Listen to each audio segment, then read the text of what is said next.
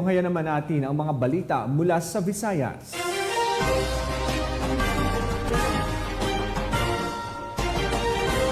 At ang mahigit kalahating milyong pisong halaga ng shabu at nakumpiska naman ang isang hindi lisensyadong baril at mga bala sa ikinasang bypass operation ng Mandawi City PNP sa Cebu.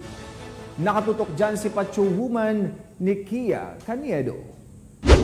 Nakumpiska ng kapulisan ng Mandawi City ang 510K halaga ng hinihinalang shabu at baril mula sa isang high-value individual sa isinagawang buy-bust operation sa Purok Grand Sena, Barangay Umapan, Mandawi City. Kinilala ni Police Major Manuel Arcayan Cabanlet, Station Commander ng Police Station 5, Mandawi City Police Office, ang suspect na si alias Avatar, 39 anyos at residente ng Sitio Panagdait, Barangay Kasambagan, Cebu City. Bandang alas 7:45 ng gabi nang ikinasa ng pulisya ang buy-bust operation na nagresulta sa pagka-aresto ng suspect at pagkasabat ng 21 pakete ng hinihinalang shabu na may timbang na 75 gramo at standard job price na 510,000 pesos. Gray sling bag, isang 9mm caliber magazine, 3 live ammunitions at buy-bust money. Samantala, kasalukuyang nasa kustodiya ng Police Station 5 ang suspect para sa dokumentasyon at tamang disposisyon na kung saan mahaharap ito sa kasong paglabag sa Republic Act 9165 o Comprehensive Dangerous Drugs Act of 2002 at Republic Act 10591 o Comprehensive Firearms and Ammunition Regulation Act. At mapagpalang araw po sa lahat. Kami po mula sa Station 5 ng Mandawi City Police Office sa ilalim ng pamumuno ng aming Station Commander, Police Major Manuel Arcayan Cabanlit at sa gabay at pangangasiwa ng ating pambansang pulisya